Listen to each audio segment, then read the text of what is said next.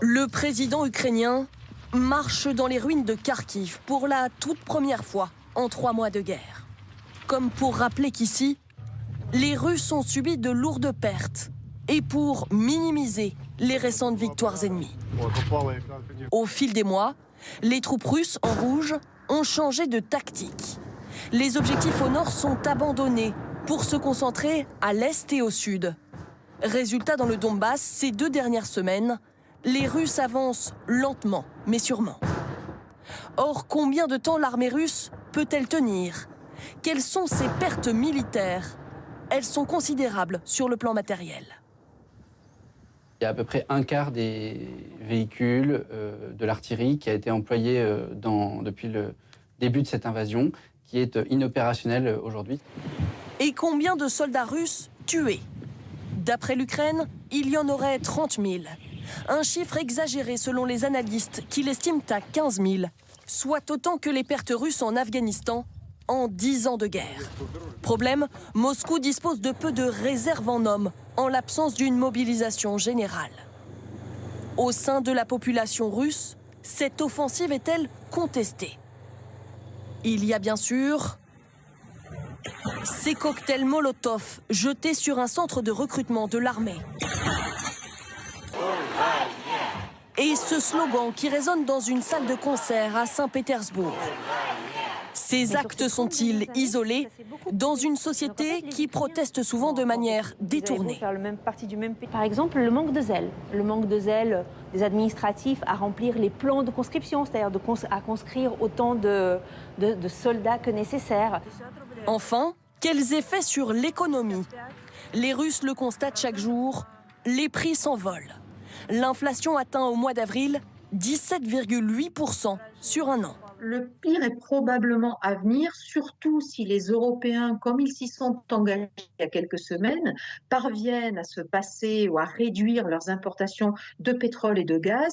Des effets graves à long terme, alors que la Russie sera durablement isolée sur la scène internationale. Face à ces faits, vous allez maintenant entendre la position du ministre des Affaires étrangères russe, Sergueï Lavrov. Interview exclusive de ce proche de Vladimir Poutine qui est à ses côtés depuis 18 ans. Il a accepté de répondre aux questions de Liseron Boudoul et Vincent Pierron. Écoutez. Cela fait 3 mois maintenant que la Russie a déclenché son opération militaire en Ukraine. Quel bilan faites-vous aujourd'hui de cette opération militaire, de cette guerre? Est-ce un succès ou plutôt un échec? Vous savez, nous faisons ce que nous sommes contraints de faire. Nous protégeons la population du Donbass. Nous protégeons la langue russe, qui a été directement discriminée et agressée par les régimes successifs en Ukraine. Et pendant des années, nous avons aussi essayé de persuader l'Occident que l'Ukraine ne devait pas se rapprocher de l'OTAN. La Russie n'a donc pas déclaré une menace pour sa sécurité du jour au lendemain. C'est pourquoi notre opération militaire était inévitable. Que demandez-vous concrètement à l'Ukraine aujourd'hui?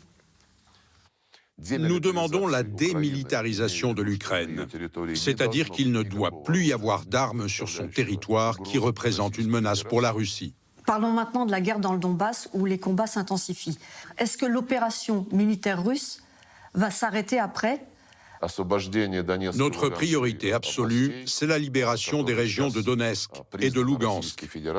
Elles sont désormais reconnues comme des États indépendants par la Fédération de Russie. Entre les sanctions économiques qui se renforcent chaque jour, avec les canons français qui arrivent côté ukrainien, les expulsions de diplomates de part et d'autre, évoquons les relations de la Russie et de la France. Vous avez parlé d'expulsions croisées de diplomates, mais nous n'avons chassé personne. Ces sanctions sont totalement hystériques. Ils veulent étouffer la croissance de la Russie. Car en fait, la Russie empêche le développement d'un monde unipolaire que Washington a proclamé avec l'accord répété de l'Europe.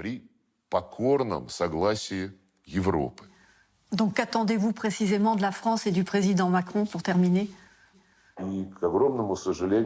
Je dois dire à mon grand regret que malgré la visite du président Macron et les bonnes relations de confiance entre lui et le président Poutine, la France joue un rôle actif en Ukraine. Elle alimente le nationalisme et le néonazisme ukrainien. Nous sommes tristes de le constater. La France arme directement l'Ukraine, y compris avec des armes offensives, et elle réclame une guerre jusqu'au bout pour vaincre la Russie. Vous êtes certainement l'un des ministres les plus proches du président Poutine. On imagine que vous discutez avec lui chaque jour. En Europe, certains disent qu'il est malade, d'autres inquiets, d'autres énervés parce que son plan initial de guerre n'a pas fonctionné. Comment va-t-il ?